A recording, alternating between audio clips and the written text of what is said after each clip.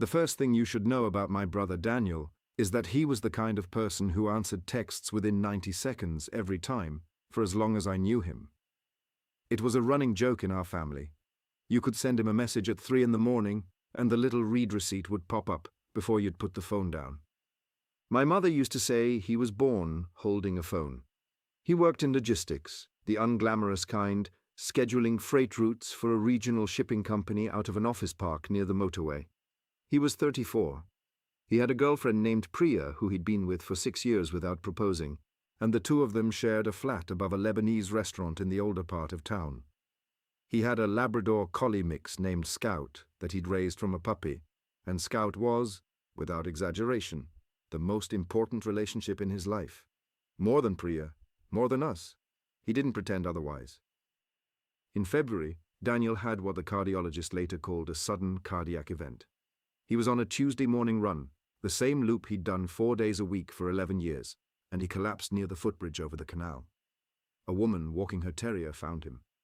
By the time the ambulance arrived, he had been without a pulse for somewhere between 9 and 14 minutes, depending on which paramedic you asked. They got him back at the hospital.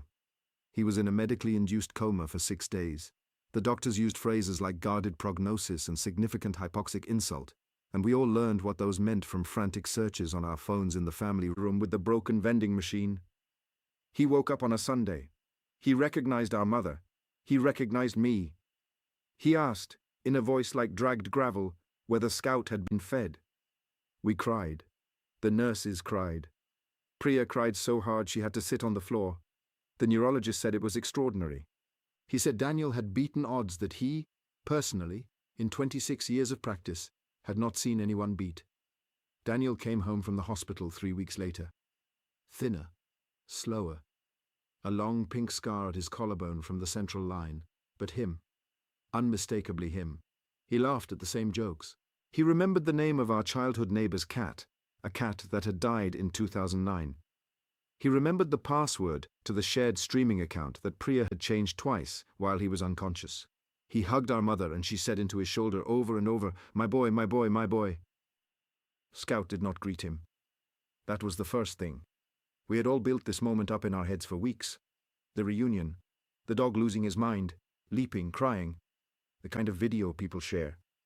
Priya had her phone out, I had mine out. My mother was holding the door. Daniel walked in, slow but steady, and called Scout's name in the same voice he'd always used, that high sing-song dogs respond to, and Scout came around the corner from the kitchen, looked at him, and stopped. He didn't growl. He didn't whimper. He just stopped, in the middle of the hallway, and stood there with his ears halfway back and his tail not moving. And he looked at my brother for what I would estimate was 11 or 12 seconds. Then he turned around and walked back into the kitchen and lay down on his bed by the radiator. Priya laughed nervously and said something about him being confused by the smell of the hospital. Daniel said it was fine, that dogs sense illness, that Scout would come around. He sat down on the sofa and Scout did not come and put his chin on his knee, which was the thing Scout had done every time Daniel sat on the sofa for 8 years. Scout stayed in the kitchen. I want to be honest about how I felt that day, because later I tried to convince myself I'd noticed something off, and I hadn't. I hadn't. I felt grateful. I felt relieved beyond articulation. My brother was alive.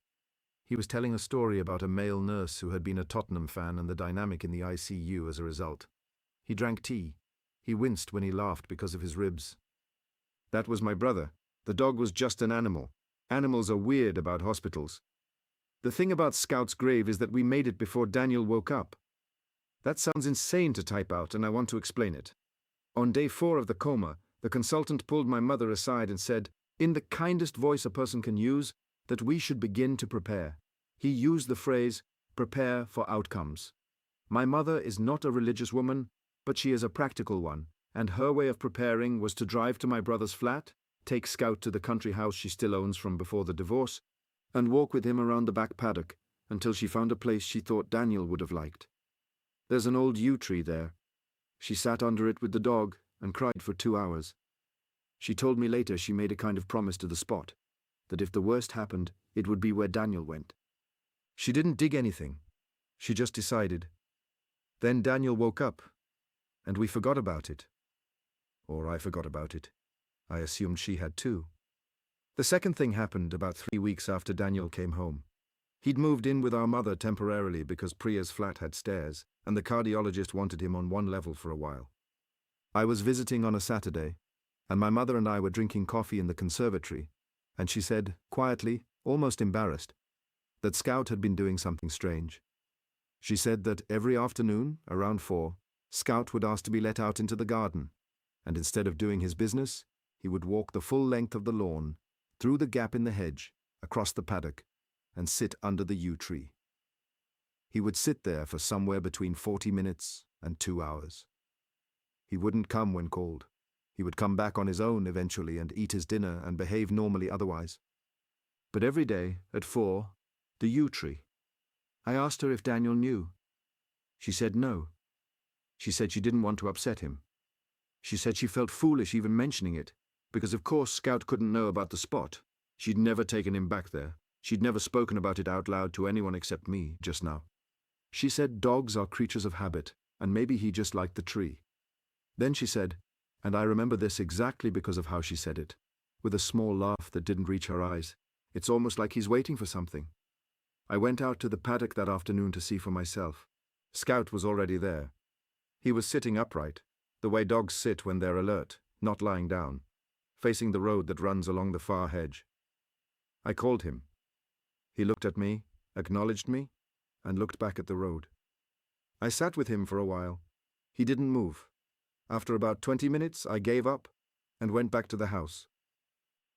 When I got back, Daniel was in the kitchen making a sandwich. He asked where I'd been. I said just out in the garden with Scout. He said, without looking up from the bread, "Oh, is he still doing the tree thing?" I asked him what he meant. I asked him how he knew about the tree thing. He said our mother had mentioned it. I said our mother had told me less than an hour earlier that she hadn't told him because she didn't want to upset him. Daniel shrugged, the way he always shrugged when caught in a small inconsistency, and said maybe Priya had mentioned it then, or maybe he'd seen Scout walking out there from the window. He buttered the bread. He didn't seem troubled. I let it go. People misremember small things. He'd been through an enormous amount. I let it go. That night I checked with Priya, just casually, in a text. I asked if she'd told Daniel about Scout's afternoon walks. She said she didn't know what I was talking about. I asked what she meant. She said she hadn't been to my mother's house in over a week, and nobody had mentioned anything about Scout going anywhere. She asked if everything was okay. I said yes, fine, just trying to figure out a thing, never mind. I want to describe Daniel as he was in those weeks because this is the part I keep coming back to. He was, by every measurable standard, recovering well. His color was good. He was eating. He was sleeping. His follow-up scans were clean. The cardiologist used the word miraculous and then apologized for using it. Daniel was warm with my mother. He was patient with me. He was, if anything, kinder than he had been before, more present, more willing to sit and have a long conversation without checking his phone. My mother said to me once, in a tone of slightly guilty wonder, that she thought the experience had softened him, that maybe coming so close to the edge had made him appreciate things. She said he had become a better listener. It's true. He was a better listener. He asked questions about my work that he had never asked before. He remembered the names of my colleagues. He remembered details of stories I'd told him months earlier, things I was sure he'd been only half paying attention to at the time. Once, in early April, he brought up a conversation we'd had at a cousin's wedding the previous summer, and he quoted something I'd said almost word for word, and I laughed and said I couldn't believe he remembered that, and he said easily, "Of course I remember. I remember everything you've ever said to me." I laughed. I laughed because it was a sweet thing to say. Then I went home and sat in my car in my driveway for about 20 minutes before I went inside, because something about the way he'd said it had bothered me, and I couldn't articulate what. The thing I eventually landed on, sitting in that car, was that Daniel had never been a person who remembered what people said. He remembered facts. He remembered numbers, routes, dates, the technical specs of cars he'd never owned. He did not remember conversations. He had, our entire lives, been the brother who would call me 3 days after a long phone call and ask me to recap what we'd talked about because he hadn't really been listening. It was a thing about him. It was almost a defining thing, and now he remembered everything. I told myself people change. People who almost die change. That's a known phenomenon. I told myself this several times. In late April, Priya called me. She'd had Daniel back at the flat for a weekend, the first time since the hospital, and she said something had happened that she wanted to tell someone about, but didn't want to make into a thing. She said Daniel had been in the shower, and his phone had been on the kitchen counter, and a notification had come up. And she'd glanced at it the way you do, not really reading, and she'd seen that it was a calendar reminder. She said the reminder was for an appointment Daniel had apparently scheduled for the following Tuesday. The reminder said, "Collect from you, 4 p.m. She asked him about it when he came out of the shower. She said she tried to ask casually, like she was just curious. She said he looked at the phone for a long moment and then said it was a reminder to pick up some yew clippings for our mother, who wanted to plant them somewhere. He said it like it was nothing. Priya said our mother had not mentioned wanting yew clippings, and also that you don't really plant yew from clippings, and also that the reminder said collect from you, not collect you. She said she didn't push it. She said Daniel had been so calm and so reasonable about it that she'd felt embarrassed for asking. She asked me what I thought. I said I didn't know. I said maybe he was confused. Maybe the medications were affecting his memory. Maybe it was nothing. She said yes, probably nothing. She said it the way you say something you don't believe, but want to believe. That Tuesday was the day Scout disappeared. I don't mean he ran away. I mean my mother let him out at 4 in the afternoon, the way she had been letting him out at 4 in the afternoon for weeks, and he walked his usual path across the lawn and through the hedge and into the paddock, and she watched him from the kitchen window, the way she always did, until he sat down under the yew tree. Then she went to make a phone call. When she came back to the window 20 minutes later, Scout was gone.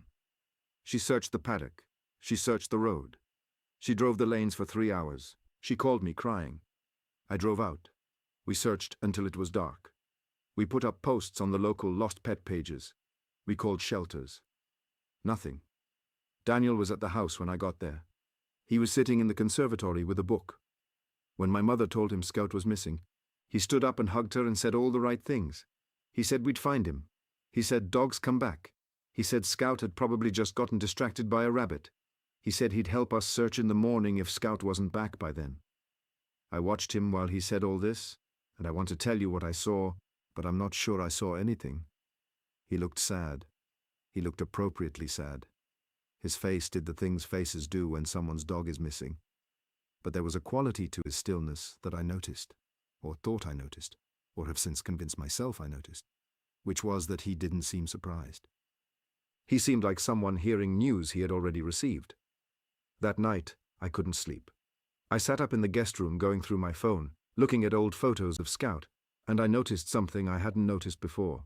I had a photo from the previous Christmas, a group photo, all of us on the sofa, Scout in the middle with his head on Daniel's lap. And I had a photo from 2 weeks ago taken by my mother of Daniel sitting on that same sofa reading. Scout was in the photo, sort of. He was visible in the kitchen doorway in the background, looking into the room. He was not on the sofa. He was not near Daniel. In every photo I had of the two of them since Daniel had come home, they were not touching, and Scout was not looking at Daniel. Scout was looking at the camera, or at my mother, or at the door, or at the floor. Never at Daniel. I sat with that for a long time. I tried to remember whether I had ever, since February, seen Scout look directly at my brother's face. I couldn't. The next morning, Scout was still missing. My mother was a wreck. Daniel made breakfast and was kind to her. We organized a proper search. Daniel said he'd take the paddock and the woods behind it. I said I'd go with him. He said it was fine. He'd go alone. It would be quicker. I went anyway. I followed him at a distance, which is not something I've ever done to my brother, and which I am not proud of, and which I cannot fully explain. I told myself I was worried about his heart, which was true, but it wasn't the reason. He walked across the lawn and through the hedge into the paddock. He walked directly to the yew tree. He stood under it for a while. Then he knelt down and he began, with his hands, to clear away leaves and loose earth from a particular spot at the base of the trunk. Not digging, clearing, like uncovering something. He worked at it for maybe 2 minutes, and then he sat back on his heels and looked at whatever he had uncovered, and I was too far away to see what it was, and I did not go closer. He stayed there, kneeling for a long time. From where I was crouched behind the hedge, I could see the side of his face. He was not crying. He was not speaking. He was just looking down at the ground, with an expression I have tried many times to find a word for, and have not. The closest I can come is that he looked the way you look at a relative in a coffin, patient, familiar, as though he had been here before, with this same thing, and would be here again. After about 20 minutes, he covered the spot back over with the leaves and the earth, smoothed them carefully, and stood up and walked back to the house. I waited until he was inside. Then I went to the yew tree. I cleared the leaves the way he had cleared them. Underneath, set into a small hollow at the base of the trunk, was a folded piece of paper inside a clear plastic sleeve, the kind you put documents in. The paper was dry. The plastic was new. I unfolded the paper. It was a photograph, printed on ordinary printer paper of my brother. He was lying on the ground under the yew tree, with his eyes closed and his hands folded on his chest. He was wearing the clothes he had been wearing on the day he collapsed in February. The grass around him was the bright green of early spring. The light was the light of an afternoon. There was no date stamp. There was no writing. I want to be careful about how I describe what I felt, because I have thought about this moment more than any other moment in my life, and I still cannot describe it accurately. The closest I can come is that I understood, looking at the photograph, that I was holding something I should not be holding, and that I had a small window of time in which to put it back exactly the way I had found it, and walk away, and never speak of it, and that this window was closing. I put it back. I covered it with the leaves. I went home. I did not go back to my mother's house for 9 days. When I did, things had changed in small ways. Scout had not come back. My mother had stopped expecting him to. She had aged, visibly, in the way grief ages people in a short time. Daniel was still there. He had, my mother said, decided to extend his stay. He was thinking about taking a sabbatical from work. He was thinking about helping her with the paddock, maybe putting in a small garden out by the yew tree. She said this to me in the kitchen, and her voice was the voice of a woman describing a kindness. But her eyes, when they met mine, were the eyes of a woman who had not slept properly in weeks and was no longer sure why. Daniel was warm with me when I arrived. He hugged me. He said he had missed me. He asked about my work and remembered the names of my colleagues. He made me a cup of tea exactly the way I take it, which he had never gotten right in our entire lives before February. He sat across from me at the kitchen table and listened to me talk for 40 minutes, and he asked good questions, and he laughed in the right places, and at one point he reached across the table and put his hand on my hand and said, "I'm so glad you're here." Last night, Priya texted me. She said she'd been going through Daniel's old phone, the one he'd had with him on the morning he collapsed, which had been returned to her in a sealed bag from the hospital, and which she had only just brought herself to open. She said the phone was dead, and she'd charged it. She said when it came on, there had been a draft message in his text to her, a message he had written but never sent, dated the morning of the run. She said the message said, "If anything happens, I want to be at the U. Tell Mum. Tell Scout. He'll know where." I have read that message about 40 times now. I have tried to make it innocent. I have tried to make it the kind of thing a man might write before a long run for no reason. I have tried to remember whether my brother, before February, had ever once mentioned the yew tree to me or to anyone, in the entire span of our lives together. He hadn't. I'm sure he hadn't. The yew tree was my mother's secret. She told me so herself, in the conservatory, the day she first mentioned Scout's afternoon walks. She said she had never spoken about it out loud to anyone except me just then. She used those words. I remember them. I'm writing this from the guest room at my mother's house. I drove out tonight because I couldn't stand being alone with what I know, or with what I don't know, which is worse. Daniel is downstairs. I can hear him moving around in the kitchen, opening and closing cabinets, with the calm, unhurried rhythm of a person who is at home. My mother is asleep. The house is quiet otherwise. About an hour ago, I went to the window of the guest room, which looks out over the back lawn and the paddock and the yew tree at the far end. There is a moon tonight, almost full, and the paddock was lit up in that flat silver way fields get under a moon. I stood at the window for a long time. Scout was sitting under the yew tree. I could see him clearly. He was upright, alert, facing the house. I don't know how long he'd been there. I don't know how he got there. He has been gone for over a month. I watched him for maybe 10 minutes. He didn't move. Then I heard the back door open downstairs very quietly, and I saw Daniel walk out across the lawn toward the paddock. He was not hurrying. He was walking the way you walk towards someone you've arranged to meet. Scout did not move as Daniel approached. He did not run. He did not greet him. He simply sat and watched him come, with his ears halfway back and his tail not moving, the same way he had stood in the hallway on the day my brother came home from the hospital. They are both still out there. I have been at this window for I don't know how long.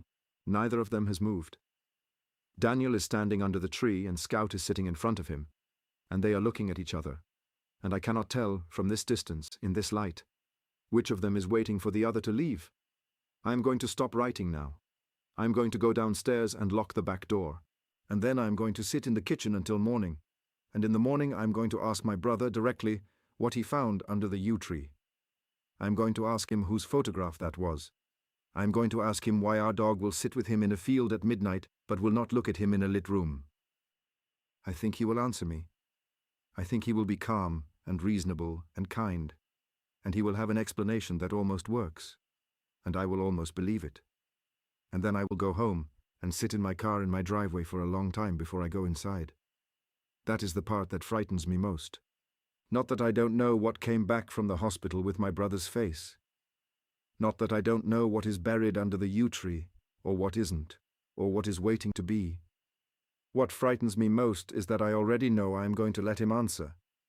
I am going to let him be warm with me, and remember my colleagues' names, and make my tea the right way. I am going to let him be a better brother than my brother ever was. And Scout, wherever Scout has been for the last month, and wherever he goes when he leaves the yew tree at dawn, is the only one of us who has refused.